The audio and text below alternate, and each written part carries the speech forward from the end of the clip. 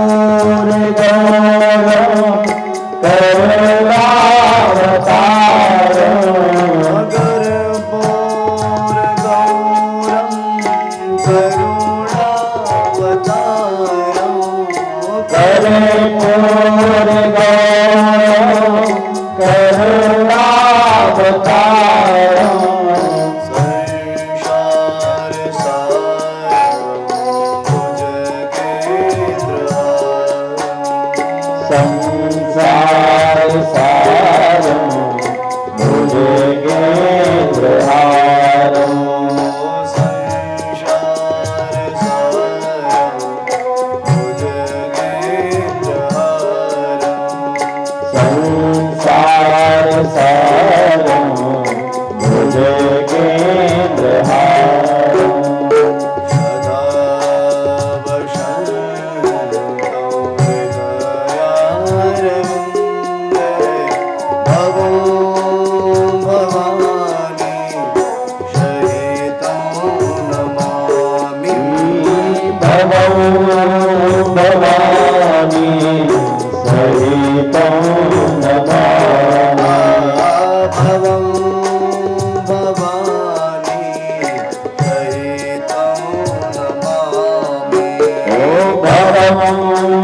नमामि सहितं नमामि। आइए हनुमंत विराजिए, मैं कथा कहूँ मति अनुसार, प्रेम सहित गादी धरूं, प्यारे पधारिए पवन कुमार। बोलिए श्री हनुमान जी महाराज की, श्री राजा रामचंद्र भगवान की, श्री श्यापति रामचंद्र भगवान की, श्री अयोध्या धाम की, श्री कृष्ण कन्हैया लाल की, श्रीमद् वृंदावन धाम की, श्री राधा रानी की, श्री बरसाने धाम की, श्रीमद् मिथिला धाम की, सद्गुरुदेव भगवान की, सत्य सनातन धर्म की, गौ माता की, भारत माता की, श्याम सुंदर श्री यमुने महारानी की, श्री सेवा कुंजवारी की, अलवेली सरकार की, अधमों के खरीदार की, जय कहने वालों की, उनके गुरु गोविंद की, उनके सकल परिवार की, श्याम कृपा मंडल के, श्याम कृपा महोत्सव की, श्याम कथा महोत्सव की, मालदा स्थान की, जय जय सीताराम, जय जय राधेश्याम। नमः पार्वती पते हर हर महादेव। अखिल कोटि ब्रह्मांड नायक जगत नियंता जगदाधार निराकार निर्विकार निर्विकल्प, दशरथ नंदन कौशल्या आनंदवर्धन, जगत जननी जगदाम्बा अम्बाद्या शक्ति त्रिपुर सुंदरी माँ भैरवी भगवानी भगवती जानकी, भगवान श्री रामचंद्र की वांगमय प्रतिमूर्ति छवि, वांगमयी शब्द विग्रह श्रीमद् रामचरितमानस। प्यारे प्रभु प्रेमियों, श्री राम कथा भक्ति ज्ञान युग्म महासत्र के आज पंचम दिवसीय सत्र में प्रवेश करें।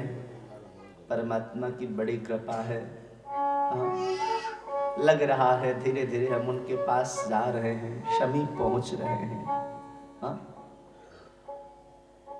धीरे धीरे सने सने करके जगत में हमने बड़ा प्रमोशन किया, लेकिन आध्यात्मिक जगत में हमारा बड़ा डिमोशन हो गया। लेकिन अब प्रतीत हो रहा है कि नहीं, वही मेरे पास नहीं आ रहे, बल्कि हम भी उनके पास अब धीरे धीरे सनह सनह करके आपका उत्साह बता रहा है कि हम आप पहुंच रहे हैं। भाई, हमारी हर इच्छा को वो तो पूरा करते ही हैं, उनकी बस एक ही तमन्ना रहती है, मेरा जो भक्त है वो मेरे थोड़े करीब आ जावे। आपकी हमारी सारी इच्छाओं को पूर्ण करते हैं, उनकी छोटी सी अभिलाषा को हम पूर्ण नहीं कर सकते। बड़े समीप आइए भगवान से प्रार्थना करें, नाथ यह मन बहुत चंचल है। इसलिए पितामह भीष्म ने कहा, श्रीमद् महाभारत जी में जब सैया पर पड़े हुए थे, बाणों की सैया पर, तो भगवान दर्शन प्रदान करने के लिए पधारे। जब दर्शन के लिए पधारे भगवान दर्शन प्रदान करने के लिए, तो पितामह भीष्म जी ने स्तुति की। पितामह भीष्म जी ने स्तुति की, इति मति रूप कल्पिता वे तृष्णा भगवती सात्वत पुंगवे विभूमि इतिमतिरुपकल्पितावे कृष्णा भगवती सात्वतुंगवे विभूमि इतिमतिरुपकल्पितावे कृष्णा भगवती सात्वत पुंगवे विभूमि श्री कृष्ण गोविंद हरे मुरारे हे नाथ नारायण वासुदेव स्वसुखमुपगते वचीद्विहर्तुं प्रकृतिम् उपेयुषिं यद्भव प्रवाह श्री कृष्ण गोविंद हरे मुरारे हे नाथ नारायण वासुदेव इतिमतिरुपकल्पिताव तृष्णा भगवती शाश्वत पुंगवे विभूमि। बड़ा प्यारा भाव है यह। इसको भस्म गीता बोलते हैं श्रीमद् भागवत जी में। अरे तो भूल ही गया, आज गीता जयंती है, श्रीमद् भगवत गीता जयंती। आज के ही दिन श्री ठाकुर जी ने अर्जुन को श्रीमद् भगवत गीता जी का उपदेश प्रदान किया था। आज 5151 वर्ष पूर्ण हो गए श्री ठाकुर जी के श्रीमुख से गीता को निकले हुए निश्चित हुए। आप सबको 5151वां गीता जयंती की खूब खूब बधाई, खूब खूब मंगल कामना। श्रीमद् भगवत गीता हमारे जीवन के जितने प्रश्न हैं, सारे प्रश्नों का उत्तर श्रीमद् भगवत गीता में है। आपके मन में जो भी शंकाएं उठ रही हैं, हम कौन हैं, कहाँ से आए हैं, जीवन का क्या ध्येय है, क्या उद्देश्य है, मानव जीवन का क्या कर्तव्य है, आत्मा क्या है, जीव क्या है, ब्रह्म क्या है, इन सारे प्रश्नों का उत्तर श्रीमद् भगवत गीता जी में है। जीव को क्रोध क्यों आता है, जीव वासना के अधीन क्यों हो जाता है, प्रत्येक आपके जीवन में उठने वाले प्रश्न का उत्तर श्रीमद् भगवत गीता जी में है।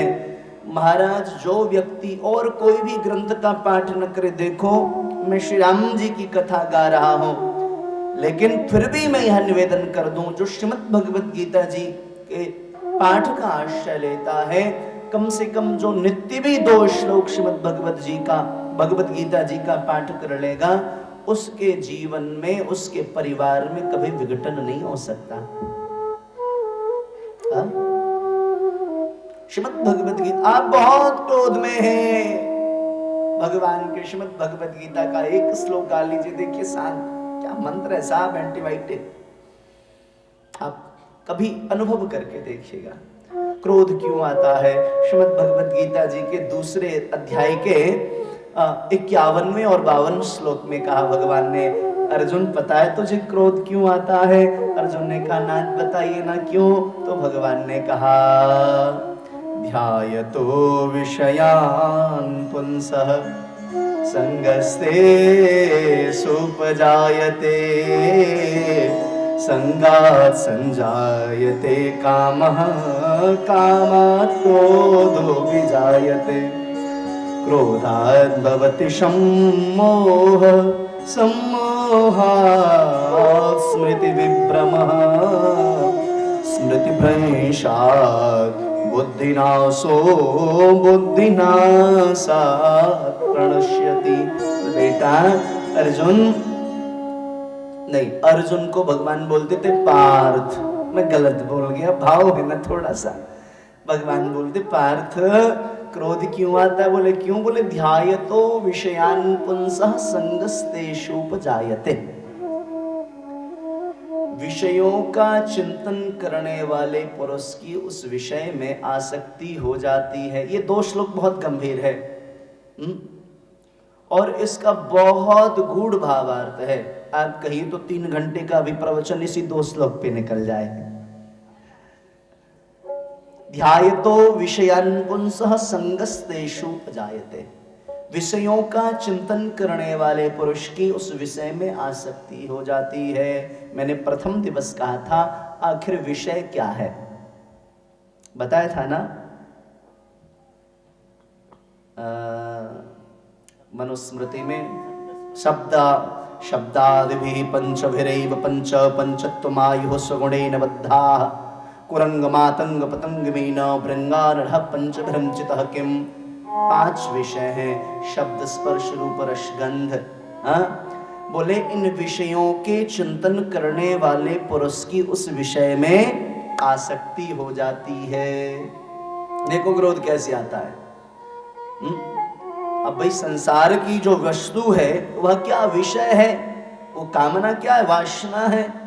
बोले उस वस्तु के चिंतन करने वाले पुरुष की उस वस्तु में आसक्ति हो जाती। बड़ा मकान सुंदर है, काश ये हमको मिल जाता तो कितना अच्छा होता। बिकाऊ है, कोठी बड़ी अच्छी है, अगर मुझे मिल जाए तो जिंदगी जीने का मजा आ जावे। विषय का चिंतन करने वाले पुरुष की उस विषय में आसक्ति हो जाती है। और ध्यायतो विषयान् पुंसः संगस्तेषु उपजायते। संगात् संजायते कामः कामात् क्रोधो विजायते। विषयों में का चिंतन करने से उस विषय के प्रति आसक्ति होती है, और जब आसक्ति होती है तो उसको प्राप्त करने की कामना जागृत हो जाती है। और जब कामना में विघ्न होता है, ध्यान से सुनिएगा, कामना में जब विघ्न होता है तो तस्मात् क्रोधो विजायते, तब क्रोध उत्पन्न होता है। ऐसे नहीं महाराज, ऐसे क्रोध नहीं आता। तस्मात् क्रोधो, तब क्रोध उत्पन्न होता है। और जब क्रोध उत्पन्न होता है तब क्या होता है। बोले जब क्रोध उत्पन्न होता है जीव के अंदर तो मूढ़ भाव प्रकट होता है। मूढ़ भाव प्रकट होता है तो क्या होता है। बोले जीव के स्मृति भ्रंशात् बुद्धिनाशो, उसके उस स्मृति का ह्रास हो जाता है।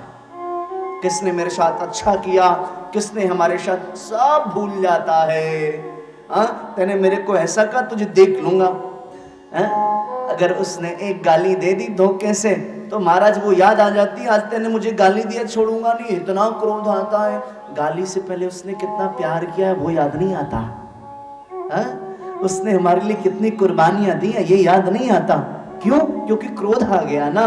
क्रोध के आने से स्मृति भ्रंशात् बुद्धिनाशो, स्मृति में भ्रम हो जाता है, बुद्धि का ह्रास हो जाता है। स्मृति भ्रंशात् बुद्धिनाशो और बुद्धिनाशात् प्रणश्यति। जब स्मृति की हानि होती है तो व्यक्ति अपने स्वरूप से गिर जाता है, और जब अपने स्वरूप से गिरता है तो जीव का पतन हो जाता है। देखो कहां से उठा, सबके जैसे जीव का और ब्रह्म का आपस में अन्योन्याश्रय संबंध है। दीपक जल रही है, इसकी लौ का सूर्य के साथ संबंध है। दीपक को किरणें वहां से प्राप्त हो रही हैं, इनका और उनका अन्योन्याश्रय संबंध है। तो जब हम जलाते हैं तो दीपक की लौ ऊपर की ओर ही जाती है। कभी ऐसा है क्या नीचे जाती है जी? नहीं, ऊपर ही जाएगी, क्योंकि उनका आपस में अन्योन्याश्रय संबंध है। जल आप कितना भी ऊपर रखो, कितने भी आसमान में रखो, 50 मंजिल के ऊपर रख दो, लेकिन फिर भी जब टोटी नल खोलोगे ना तो नीचे ही आएगा। क्यों? क्योंकि स्रोत जो है वो भूमि के नीचे है और उनका आपस में अन्योन्याश्रय संबंध है। महाराज, हर व्यक्ति जिसका जहां से आगमन हुआ है, जिसका जो स्रोत है, अंत तो गत्वा वह अपने स्रोत में ही पहुंच जाता है।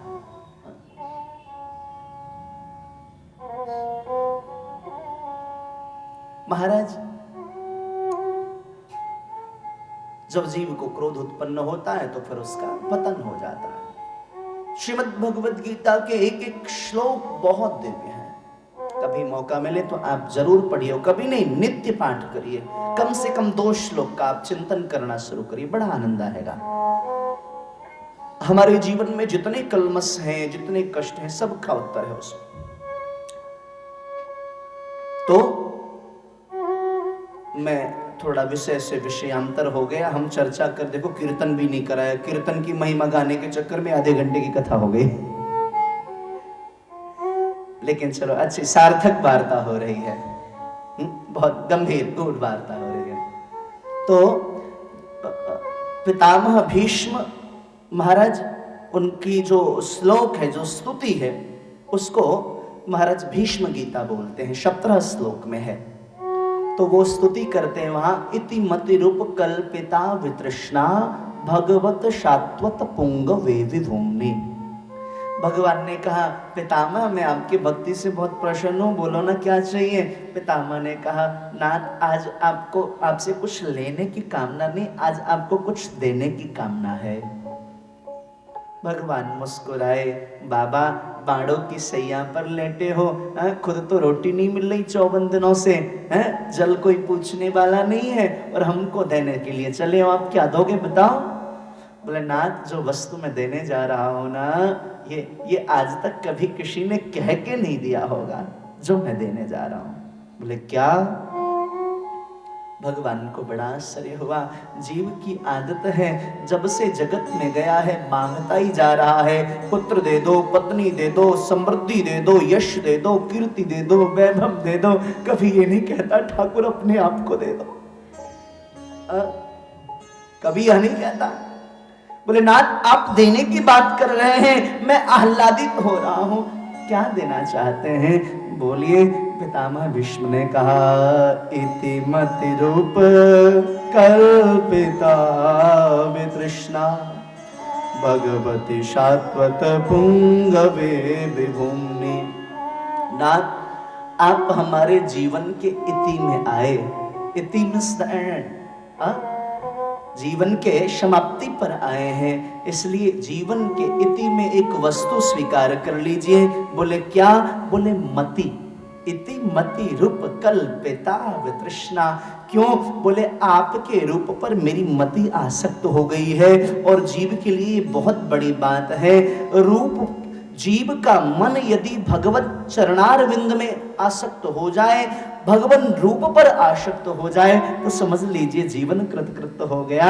नाथ, जीवन के इति में मेरी मति जो है आपके रूप पर आसक्त हो गया, तो क्या चाहते हो? बोले महाराज, यह मेरी पुत्री के समान है, आप इसके साथ पाणी ग्रहण कर लो। बोले तो क्या होगा मैं पाणी ग्रहण करूंगा तो?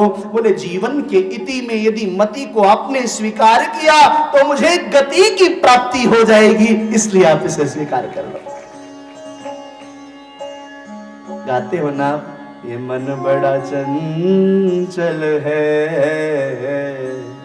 कैसे तेरा भजन करूं, जितना इसे समझाऊं उतना ही मचल जा श्यामा तेरे चरणों की, प्यारे जो तेरे चरणों की, रज फूल जो मिल जा श्यामा।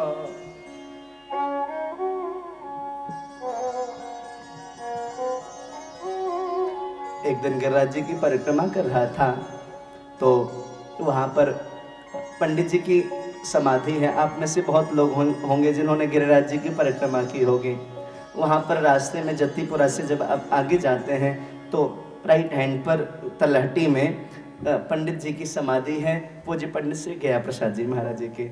ऐसी उनके संबंध में चर्चा है कि वो गोद में श्री ठाकुर जी को लाड़ लड़ाते थे, ठाकुर जी को खिलाते थे। तो उनकी समाधि के बाहर लिखा हुआ है, भैया अगर यहाँ कुछ देना चाहते हो तो कृपया अन्न, धन, वस्त्र और आभूषण न दे देना। अगर देने की कामना है तो आपके नेत्र के 2 बूंद जो आंसू हैं वो मुझे अर्पित कर देना, ये मेरे लिए काफी होंगे। मैं बैठा माला करने लगा, अब प्रयास करना शुरू किया, 2 बूंद उनको प्रदान करना है, कह रहे हैं। खूब कोशिश की, खूब प्रयास किया, लेकिन महाराज हृदय ऐसा पत्थर हुआ, निकला ही नहीं आंसू।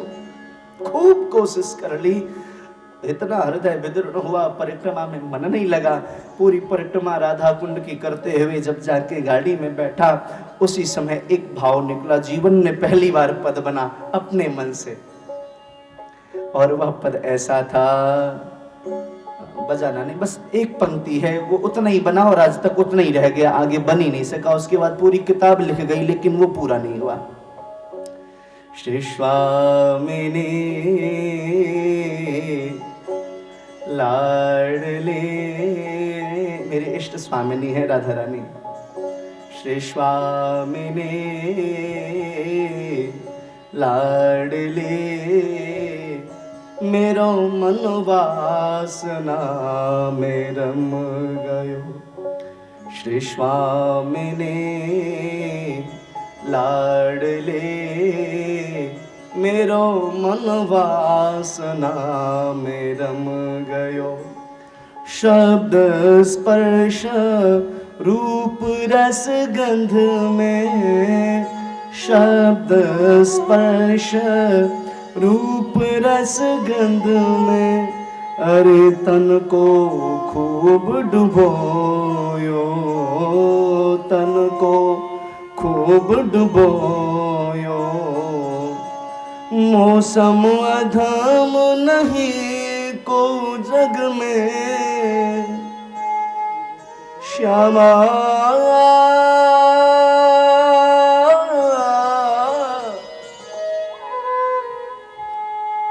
मौसम अधम नहीं को जग में, तब हृदय सो लगायो लाडली, तब हृदय सो लगायो स्वामिनी, मेरो मन वासना में रम।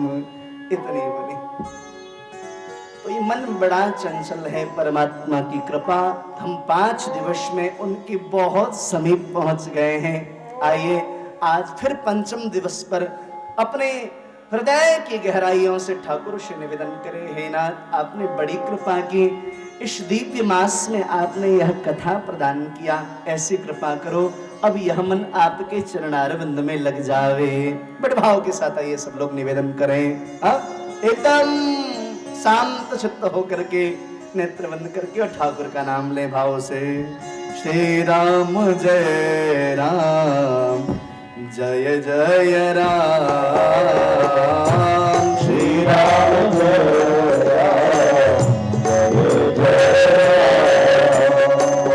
राम, श्री राम जय राम, जय जय राम, जय राम जय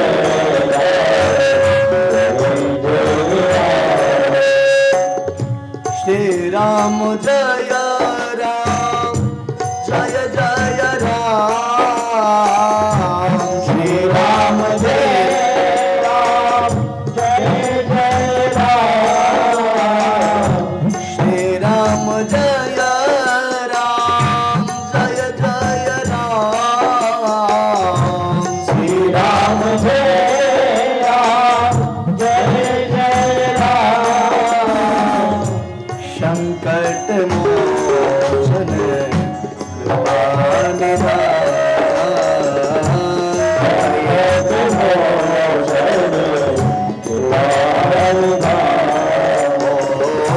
संकट मोचन कृपा निधान,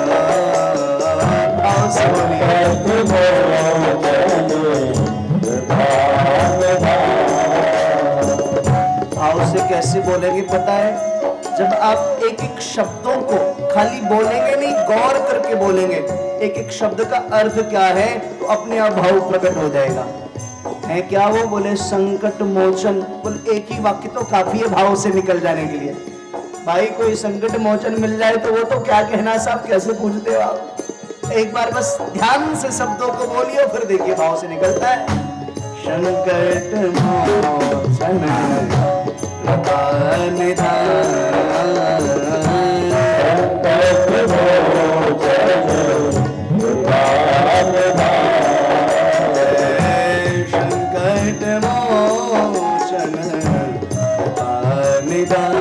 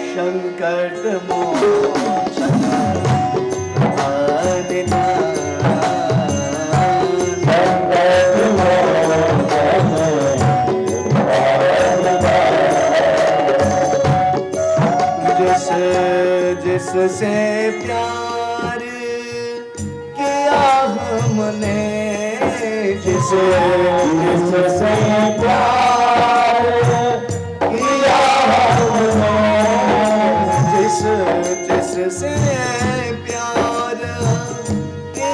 हमने,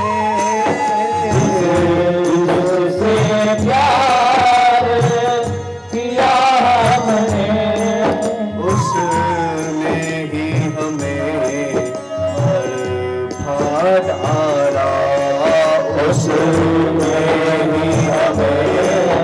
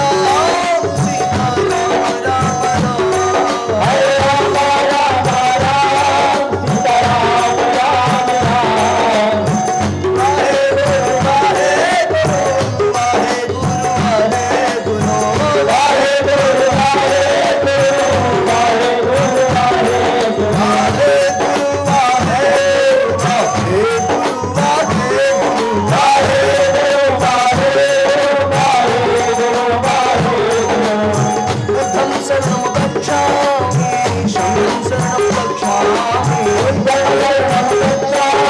शरणं शरणं गच्छामि बुद्धं शरणं गच्छामि शरणं शरणं गच्छामि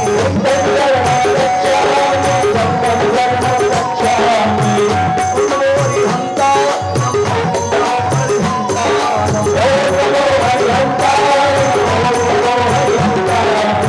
हरे कृष्ण हरे राम हरे